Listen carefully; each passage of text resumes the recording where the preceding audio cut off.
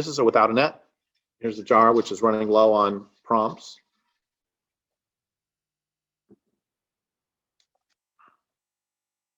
Trivial but deadly.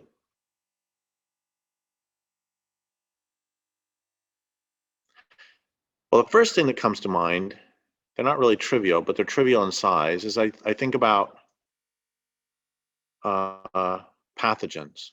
And I think about how such a small creature as the rabies parasite can affect the behavior of a large creature, of a big dog.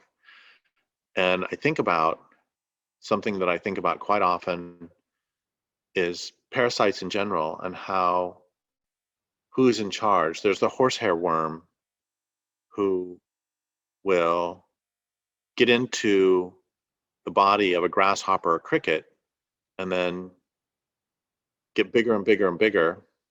And at some point, it needs to be released into water.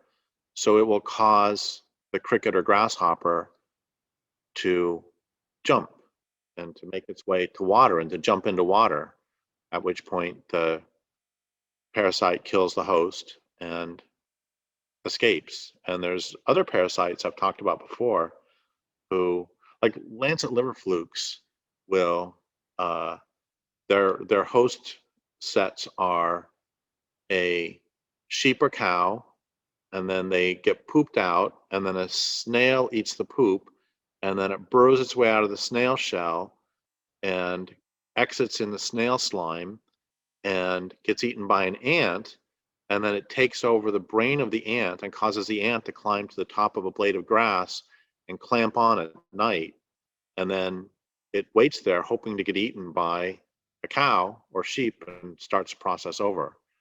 And another one that I've talked about before that I just find so fascinating is there's one that goes between, it gets eaten by birds, and then the bird poops it out, and then I think there's an intermediate host, and it eventually ends up in a fish, and then it causes the fish to swim to the surface of the water and flash its belly, and then that makes it easier to see and easier to catch for the fish, for the bird, who is the next step in the cycle.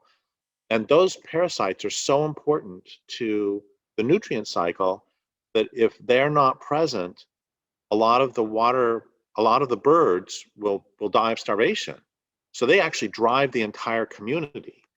And so you could think that they're trivial in terms of size, not in terms of import. And also we could think they're deadly, but they're actually driving the entire community. So they're not really deadly. They're deadly to the individual. But it does make me wonder, and this is a question I've been asking for decades now, is who's in charge, and how do, it just, as the grasshopper is hopping toward the water, is it thinking, no, I don't want to go to the water? Is it fighting with every bit? Or does it have it rationalized? Oh, I've always thought that's a beautiful pond, and I've always wanted to go swimming. I've never been swimming. So is it a purely mechanical taking over of the body that makes it move, or does it have it rationalized? And of course, you can see where I'm going with this, which is, we're killing the planet, and that's just crazy. And yet we seem to be moving on, and we have it rationalized. And I'm not suggesting that there is some sort of parasite has taken us over and is driving us to this, but it is a question that I asked in one of my books, especially Dreams and Songs of the Dead too, where I asked, this behavior is just so crazy, it can't be.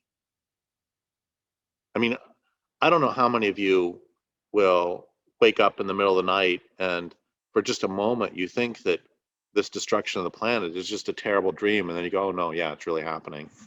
But it's so mind-boggling to me that we're actually basically sleepwalking into the death of the planet. And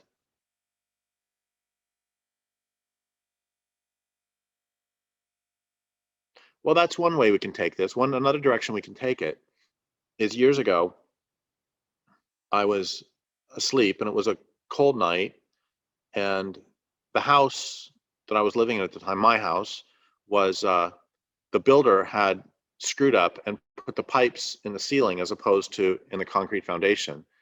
And I woke up one night to the sound of a waterfall in my bathroom. And that was because the pipe had burst and was shooting water down into the room. So I went outside and turned off the pump, and then eventually got a plumber to fix it, etc. But the point is, had I been on tour when that happened, it would have destroyed my house. And the thing that was really interesting about it is the hole was like ½ inch long and ¼ inch wide.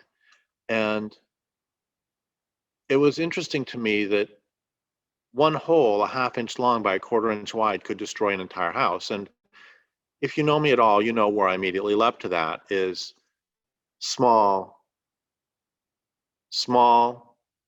trivial problems can shut down larger complex systems. And